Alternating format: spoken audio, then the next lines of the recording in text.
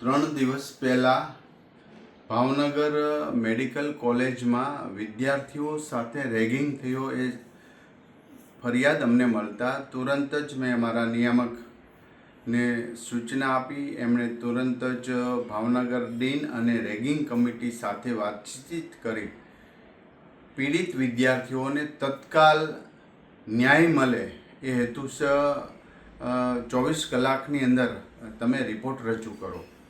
Ragging committee અને dean દ્વારા ભાવનગર કાલે 5 વાગ્યાથી આજે રાતના 2 વાગ્યા સુધી તમામ દસ્તાવેજી પુરાવા ચકાસણી કરતા ખરેખર ત્યાં વિદ્યાર્થીઓ ઉપર રેગિંગ જેવું અસામાજિક પ્રવૃત્તિનું કૃત્ય થયું હતું એ જે ફલિત થાય છે, સાબિત થાય છે.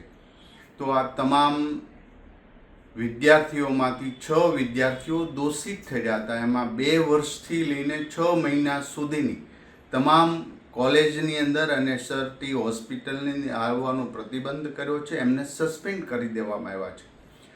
હું હજી વિનંતી કરું છું કે તમામ વિદ્યાર્થીઓ કોલેજના, મેડિકલ કોલેજના દીકરા દીકરીઓ, તમે અહીંયા ભણવા આવ્યા છો, શાંતિપ્રિય, તમારા મમ્મી પપ્પાએ સ્વપ્ન વાવ્યા છે, સરકાર પણ એટલો જ ખર્ચ કરે છે સામે, ત્યારે આવી કોઈ પણ ઇતર પ્રવૃત્તિમાં ન પડતા તમે તમારું કરિયર બનાવો. મને વિશ્વાસ છે દીકરા દીકરીઓ ઉપર, તમે હોશિયાર છો, તમે રાષ્ટ્ર માટે કંઈક કરવા જઈ રહ્યા છો, તમારામાં અનંત શક્તિ છે. બસ અભ્યાસ દરમિયાન એ બહાર લાવો અને સેવાના હેતુસર ડૉક્ટર બનવાનો હોય અને એ આવી પ્રવૃત્તિ કરે એ ખૂબ જ ડેન્જરસ વસ્તુ સભ્ય સમાજ માટે. કારણ કે ડૉક્ટર બન્યા પછી પણ તમારામાં દયા, ભાવના, લાગણી, કરુણા ન હોય તો કોઈ મિનિંગ નથી ડૉક્ટર બનવાનું.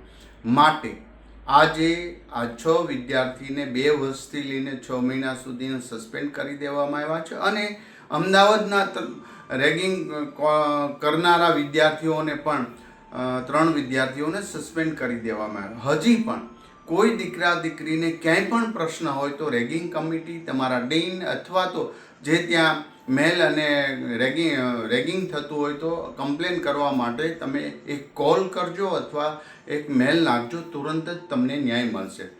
વિદ્યાર્થીઓને બીજી વિનંતી કરું, કોઈ પણ વ્યસની વ્યક્તિ સાથે સંપર્ક ન રાખ. આજેથી ને સંકલ્પ કરી લો કે અમે ભણવા માટે આવ્યા છીએ અને આ ભણવા સાથે એક પણ અસામાજિક પ્રવૃત્તિ કરનારા કે આવા વ્યસન કરનારા એક પણ વિદ્યાર્થી, કોઈ આવા મિત્ર ના રાખે, એનાથી આજથી દૂર થઈ જાય.